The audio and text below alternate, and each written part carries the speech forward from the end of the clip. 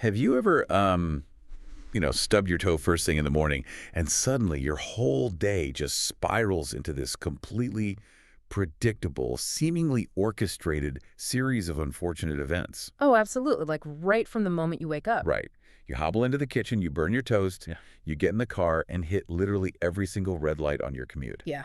The classic terrible Tuesday. Exactly. And then you finally make it to your desk, you take a sip of your incredibly overpriced latte and just spill it right down the front of your shirt. Oh, the worst. And in that moment, it feels entirely personal, right? Like the universe has convened some special committee just to single you out for punishment.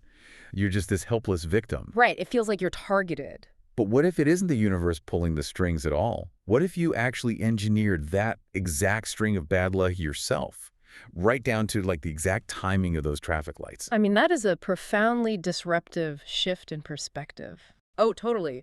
Moving from the assumption that you are just this passive passenger in your own day to the realization that you might actually have your foot firmly pressed on the accelerator of your own misfortune. Oh, wow. Yeah, it challenges the entire way we categorize a bad day. Okay, let's unpack this because we are looking at two fascinating sources today that attempt to strip away the mystery of our moods. They're really interesting, yeah. First, we have a text that outlines what it literally calls the physics of emotional frequency and attraction. Mm-hmm. And alongside that, we have this highly detailed visual chart. They call it the omega chart, which assigns actual numerical values to our different states of consciousness. Right, getting into the real hard numbers. So our mission today for this deep dive is to figure out if a bad mood is just a fleeting biological response or if it is a literal physics equation that is actively, measurably creating your reality. And what's really key here is that these sources do not treat thoughts as, just passing clouds in the sky of your mind. They treat them as measurable magnetic forces. The core premise of the text is built on this analytical approach to emotional energy. Applying strict rules of physics. Exactly. Specifically, the laws of attraction and frequency, applying them to things we normally just brush off as purely subjective feelings. Well, before we even glance at the map of these emotions on the omega chart, we have to kind of look under the hood and understand the engine driving this whole phenomenon. We do. Because the source text doesn't just offer standard self-help advice like, oh, just think positive.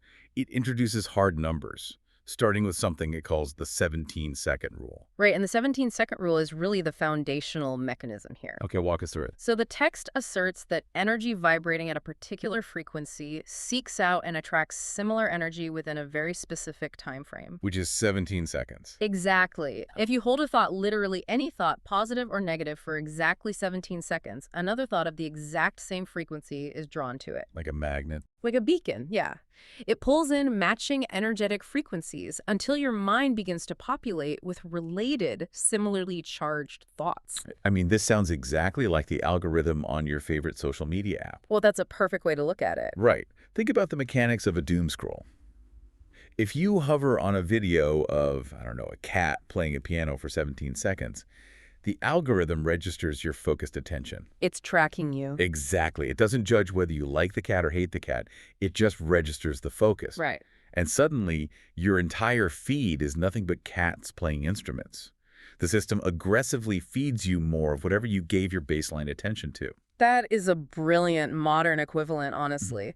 The app's algorithm is a closed system responding to your inputs, which is exactly how the text describes the physics of your emotional energy. Wait, I need to stop you there and push back a little. Sure.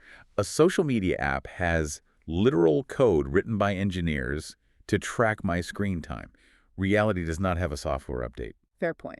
Even if I accept that my brain conjures matching thoughts, how does an internal feeling of, like, stress about a morning deadline actively alter the physical traffic lights on my commute? Right, you're looking for the bridge. Yeah, you need to connect the internal thought to the external reality for me. Yeah.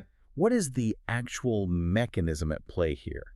What's fascinating here is how we define that mechanism of attraction. Let's look at it through the lens of acoustic resonance. Right. If you're in a room with two identical tuning forks and you strike one so it begins to ring. You don't even have to touch the second tuning fork. Exactly. The sound waves travel through the air, and because the second fork is built to receive that specific pitch, it will spontaneously begin to vibrate and ring on its own. Oh, I see.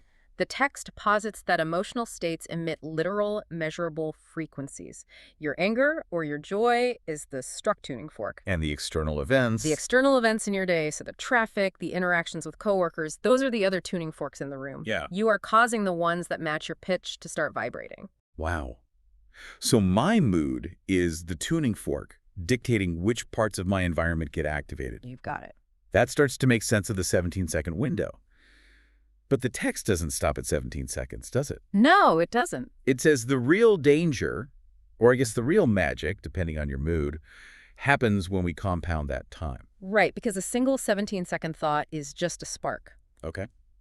The source text explains that if you hold that specific thought frequency for another 17 seconds, and then another, until you complete 4 cycles. Which totals 68 seconds. Exactly, 68 seconds. That's when you cross a critical threshold. Yeah. At 68 seconds, the energy coalesces into actual momentum. If we stick with the audio analogy, 68 seconds is when you get microphone feedback. Oh, totally. At 17 seconds, you just have a microphone a little too close to a speaker. You get a little hum. Right. But if you hold it there for 68 seconds, that tiny hum compounds into a screeching, deafening loop that drowns out absolutely every other sound in the room. Yes. Once that feedback loop locks in, it is incredibly difficult to ignore. And that feedback loop dictates the density of your reality. The text categorizes emotions like despair, worry, and anger as lower, denser frequencies. Dense meaning heavy. Very heavy. Because they are dense and heavy, when they gather that 68-second momentum, they become incredibly rigid. They pull dense, frustrating external events toward you with immense gravitational force. Okay, so if 68 seconds is all it takes to build a reality-crushing feedback loop, how do we know what pitch we are tuning ourselves to? That is the big question. And that's where our second source, this omega chart, comes in. It acts as an actual speedometer for our thoughts, giving us the exact numerical value of these frequencies. Yeah, the omega chart takes the abstract physics of the text and applies a rigorous structural framework. Visually, it is designed as an inverted cone, entirely mapped with numbers. So picture a tornado funnel, right? Right. Balancing on its tiny narrow tip at the bottom and opening up incredibly wide at the top. Perfect visual. The very bottom point, that tiny tip, is labeled the alpha point. Running alongside the bottom half is an arrow containing one word, which is contracted. Uh-huh. Then, as you look all the way up to the massive wide open top, it's labeled omega, alongside the phrase ultimate consciousness. And the arrow pointing to this top half simply says expanded. And the numerical scale running up the side of this cone assigns a specific vibrational frequency to our emotions. Let's get into the numbers. Sure. It begins at the absolute bottom, in the most contracted alpha point, with shame sitting at a baseline value of just 20. A 20.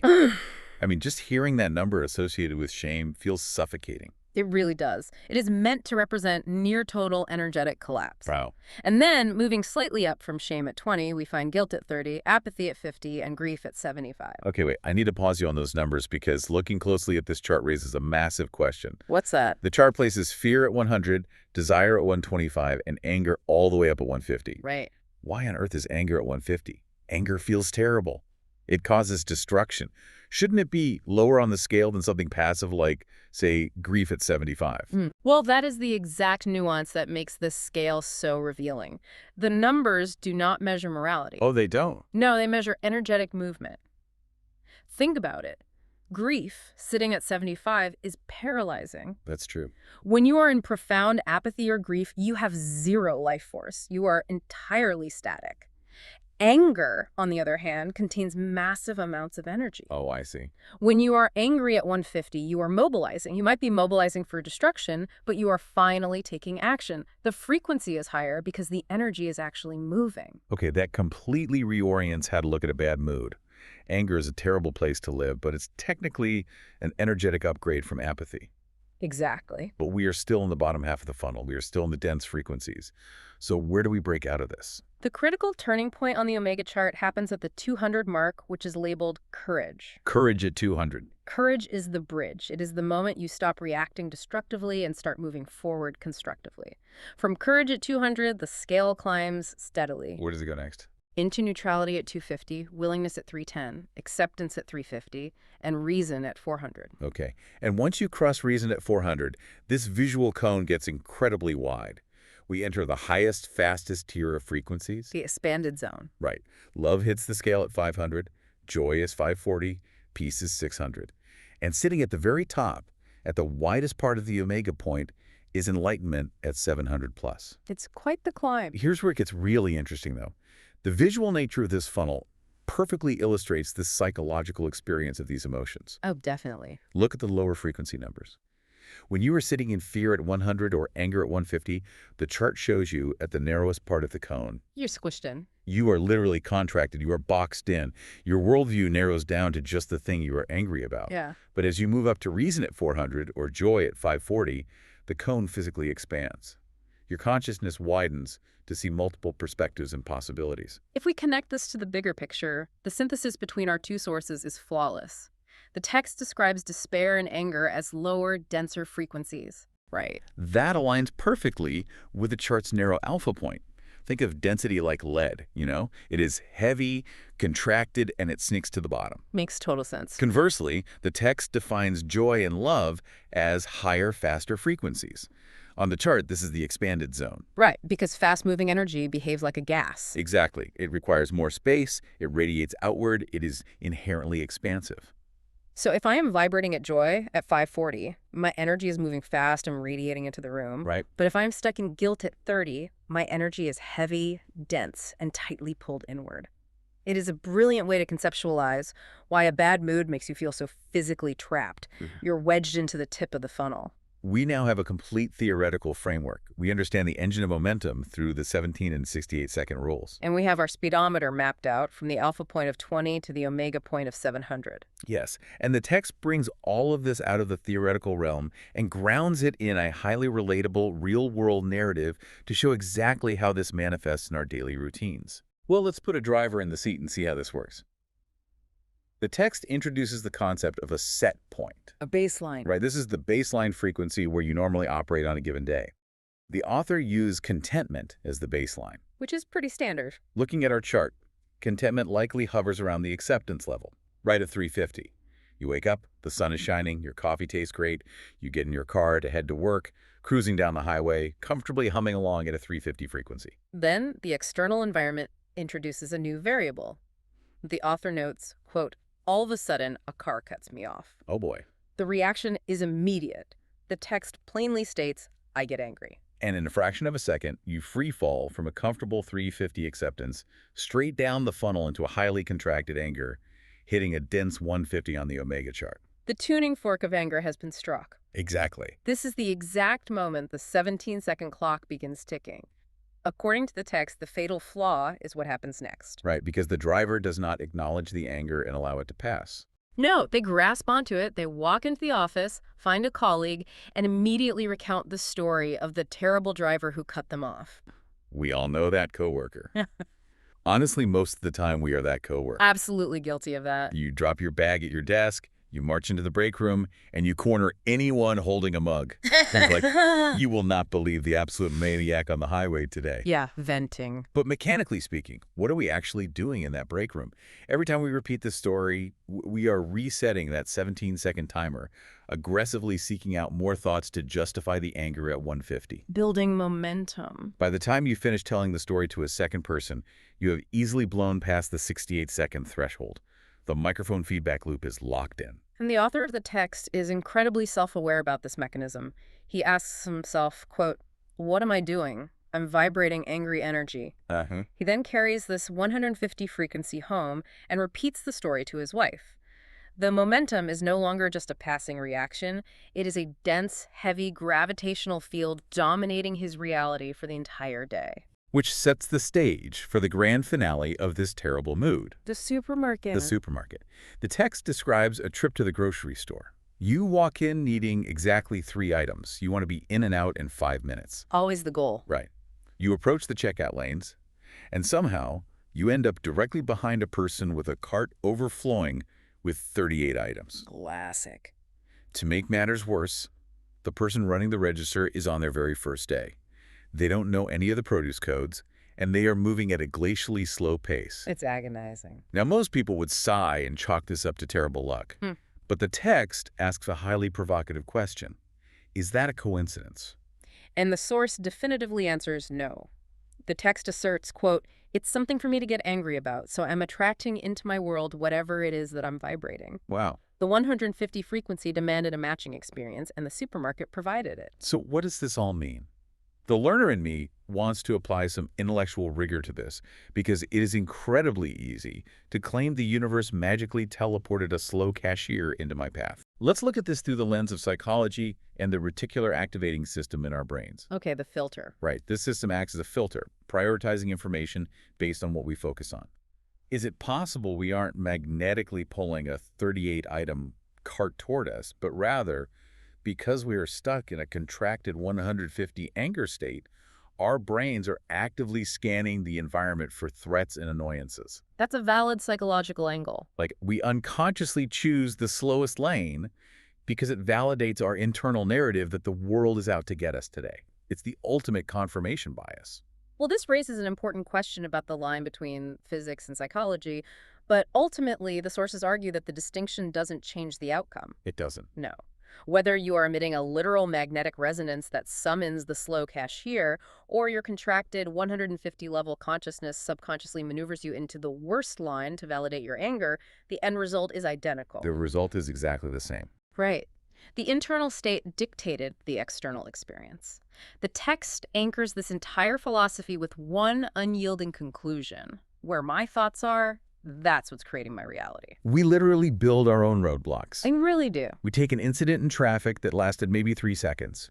But because we feed it for 17 seconds and then we actively lock it in at 68 seconds, our entire Tuesday is spent at the deeply contracted bottom of the omega funnel, walled in by our own dense energy. We become the architects of our own bad luck. It's terrifying, honestly. The beauty of this mechanism, however, is its absolute impartiality. The physics of emotional frequency does not care if the energy is destructive or expansive. It merely matches the input. Like the tuning fork. Exactly. Just as easily as you compounded anger to ruin a day, you possess the exact same mechanical ability to compound joy or peace. That's empowering. It is. Striking the tuning fork of a 540 joy frequency for 68 seconds will magnetically draw expansive, positive external events toward you with the exact same undeniable force. The law of attraction is neutral. Your focus is the only variable. That brings our investigation full circle beautifully. Yeah. Let's review the blueprints we've uncovered today. Let's do it. First, we explored the engine of reality. It takes just 17 seconds for a focused emotion to attract a matching energetic thought. And holding that focus for 68 seconds locks in a reality-shaping momentum loop. The feedback loop. Exactly. Second, we map the terrain. The Omega chart revealed a massive cone-shaped scale where dense, contracted emotions like shame sit at a heavy 20, while expansive, light energy like enlightenment soars above 700. Very different experiences of reality. And finally, the supermarket reality check showed us the consequences. Carrying an anger frequency of 150 will actively summon infuriating situations into your path to perfectly match your internal vibration. It is a profound framework that seamlessly connects our internal emotional landscape to our external physical reality. It challenges us to drop the comforting illusion that we are victims of random bad luck. Which is very comforting. It is, but it replaces it with the empowering, if slightly daunting, responsibility of managing our energetic momentum. And that leaves us with a final puzzle to mull over as you step back into your day. Let's play strictly by the rules of the physics and the frequencies we've discussed. Okay. Imagine a frustrating event happens to you a few hours from now. Maybe an incredibly annoying email drops into your inbox, or your evening train gets unexpectedly delayed. It happens to all of us. The moment that happens, the 17-second clock starts ticking. You have a microscopic window to intervene before the feedback loop begins.